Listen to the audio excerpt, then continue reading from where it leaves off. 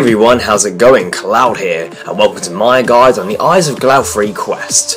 Now, for this quest you're going to need the following requirements. So you must complete the Grand Tree quest, and you must also have level 5 construction and level 46 magic, which cannot be boosted, just to let you know.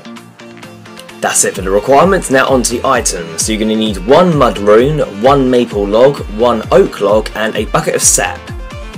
To get a Bucket of Sap, what you need to do is use an empty bucket on an evergreen tree with a knife in your tool belt, and that will get sap in the bucket. If you're not sure where to find evergreen trees, there's plenty around where the Falador lodestone is, just north of that. So just use an empty bucket on one of them and you'll get a bucket of sap. That's it for the requirements and items. Now on to the quest starting point. So we're just near the spirit tree, which is inside the tree gnome stronghold. You will be able to use spirit trees as you would have had to have completed the Grand Tree quest in order to start this one. Easiest way to get to a spirit tree is if you go to the Grand Exchange in Varrock. You can use the spirit tree in the northeast corner to teleport to the one in the gnome stronghold. Also, we will be travelling to a few lodestones during this quest. So if you don't have the full lodestone network unlocked, I do have a guide which can be found in the description below, and it just speeds up completion of quests. From here we're going to head to the southwestern area of the gnome stronghold to find Brimstale's cave. You'll notice is the cave entrance basically looks like a door in a hill. Looks very similar to a hobbit hole if you guys are familiar with Lord of the Rings. So but I've also got a marker being displayed, so just watch where I'm going. So, once you're inside, you'll see the gnome called Brimstale. You want to talk to him and you start to chat about his new cute pet that unknowingly wandered into his home and has since been his closest companion. Ask him about his profession, to which he replies, "I research the arcane, synonymous to studying magic, although most gnomes consider magic as a taboo." Brimstale says that this wasn't always so and offers to share some gnome history with you, and you'll be taken through a long cutscene with the history of the gnomes involving the war and also a gnome wizard named Glouphrie. So after the cutscene, Brimstale will request you to enter the next room and have a look at whatever you find in there. So enter northwest into the inner cave and inspect the singing bowl. You want to use the exchanger and the machine and look at the panel. Once you've looked at these objects, you want to head back and tell Brimstale about your discovery, to which he says that the room belonged to Oaknock himself and it was where his workshop was located. Noting the elven nature of the bowl, he finds himself at great loss in explaining it, although he remembers someone who knew Oaknock, the king and Glouphrie himself, Hazelmere. Brimstale asks you to talk to him and gather as much information as you can on Glouphrie. So, Hazelmere is located on the island chain east of Yanil, so we're going to teleport to the Yanil lodestone via the lodestone network. Once you arrive, you want to head through the town towards the east, and eventually you'll come up to an area where there's a sort of island in an unusual shape with a hut on it. You want to head to the hut on the island, go up the ladder, and you'll see Hazelmere there, who you want to speak to. Speaking to Hazelmere, you can't first understand him, so he finds a way to poke inside your mind, enabling you to communicate with him. Hazelmere will ask you to clear your mind and think of nothing so he can show you his memories of gnomish history.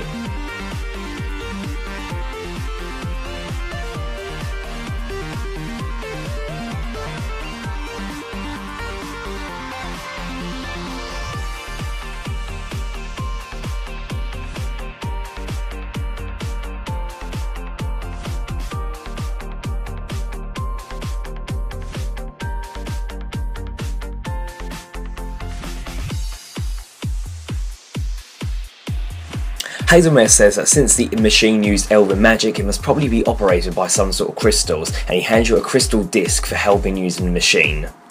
So now we want to return back to Brimstale's cave by heading back to the gnome stronghold, whichever way you used to get there in the first place. Once you're back at Brimstale's cave, speak to him and share him with the information you've learned so far, and as you're talking to him about the crystal discs, an invisible gnome enters the dungeon and will wreck the machine. After the cutscene, head back to the broken down machine and inspect it, and it will say it will look like it was made out of 2 types of wood and a glue that smells like a pine tree and held together with something sticky. So this is what you need to the following to repair it: your maple log, an oak log, mud rune, and bucket of sap. You want to grind the mud rune to get some ground mud runes. If you right click the mud rune, you should get that option. You then want to mix them with the bucket of sap to produce magic glue, and then use the glue on the machine to fix it. Once you've done that, head back to Brimstale and get all of the crystals from him to save time. If you keep talking to him, he should give you one of each sort, and then we'll tell you to fix the puzzle. So, this puzzle is different for each player, but the process of completing it is exactly the same. So, when you operate the machine, you'll be asked to get a number. So, let's say, for example, 12. Now, all of your crystal discs you have different, all have different values depending on the colour and the shape. Now, in the video description, I will list what each shape and colour represents, so which number, and basically what you need to do is find a disc to the equivalent of that number to unlock the machine. So my number to unlock the case was 18, which is an Indigo Triangle. Now it's going to be quite likely that you haven't got the exact shape you need for the first bit of the puzzle. Now to the next to the machine there is an exchanger, and what you can do, you can use the exchanger to turn a high value disc into smaller low value discs, or vice versa. You can put a lot of low value discs in the machine to get a high value disc. So basically, if you're after a number which you don't have, you want to try and put the highest value disc in there. The highest value could be a violet pentagon, which is worth 35, and then basically it will divide itself, that number, by 4 different shapes. You can also click the different buttons to randomise the amount you get, so it's not like you have to accept the very first image that appears. You can keep shuffling through and look for the exact one you want. So in my case, I knew I had to find the Indigo Triangle, so I just kept shuffling the option until I got an Indigo Triangle. Once you have that, the shape, which is the equivalent of that number, you want to use it by inserting it into the slot, and then it will open up the case and reveal another 3 numbers that you have to get. So again, this will be random for each of you, but the process is exactly the same. So the very top of the case will have 1 slot, and you need to equal that number. The one underneath will have 2 slots, which need to equal that number, and the one underneath has 3 slots, which need to equal.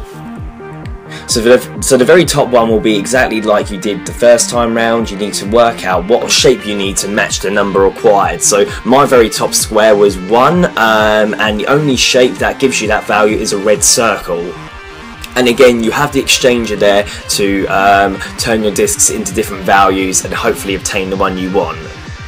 Then the one underneath, I needed to get 8. Now this time, because there's 2 slots, you need to get 2 shapes in there that equal the value of 8. So you can get a shape that's worth 6 and a shape that's worth 2, put them both in the slot to get 8 or 3 and 5. You get the general idea of that, and that gives you a bit more variety to look for as well. And then finally the one underneath, so I had to get 18, and I've got 3 slots, so I need 3 different shapes that's going to equal that number. So I could have a 5, and an 8, or 6, 6 and 6. You know, you get the general idea.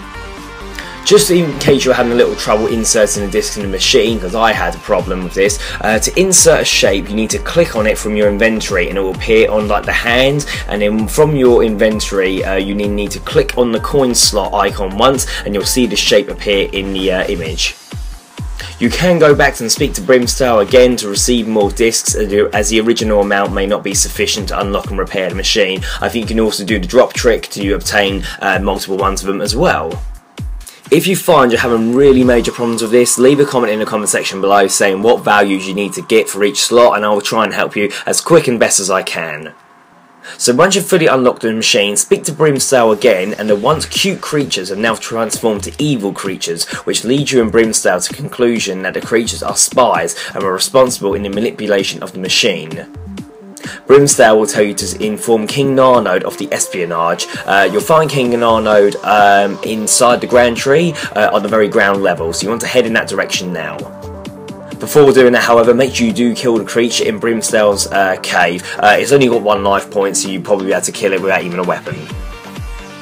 So once you speak to the king, who believes you, he'll request you to kill all the spies. There are 6 creatures in total, one of them being the one in Brimstale's cave. So there's one by King Narnode. You may have to range or mage this one as it can get stuck behind the trapdoor. From there, if you go to the very top of the Grand Tree, there's one by the prison. If you go back down and then go to the northwest area of the Grand Tree or Tree Gnome Stronghold, you'll find one by the giant tortoises in the pen.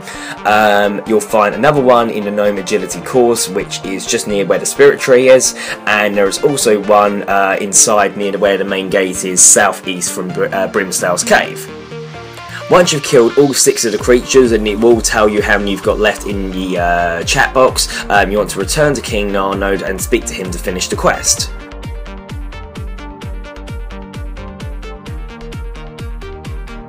So King Narnode will thank you and he'll come with congratulations, you have completed the Eyes of Glouphrie quest. You're awarded 2 quest points, 12,000 magic experience, 2,500 woodcutting experience, 6,000 runecrafting experience, 250 experience, a small crystal seed, true treasure and the keys, and 2 hearts of ice. So overall, pretty quick quest, minus the puzzle that can be a bit confusing if you don't fully understand it straight away. Once you've sort of done it once though, it's pretty easy. The experience is not bad. The handy thing is the small crystal seed. So what you need to do with this crystal seed is if you go into Brimstale's Cave where the crystal bowl was, or the singing bowl, use the crystal seed on it and it will turn it into a crystal saw. This allows you to make items that require a saw 3 levels above your construction level. So say for example your construction level is 40, you can construct things that are level 43 requirement as long as they are made using a saw. It will have 28 charges. When you use all 28 charges up, it will revert back to the seed. However, you can take it back to the bowl and recharge it for free. So pretty handy if you want to sort of get higher tiered things for your house without worrying to get the construction level. But yeah, overall, not too bad a quest at all. Like I said, the only bit you're really going to probably get stuck at, if anything, will be the puzzle. And like I said, if you do run into any problems, you can leave a comment in the comment section below, and I'll help you out as best I can with it.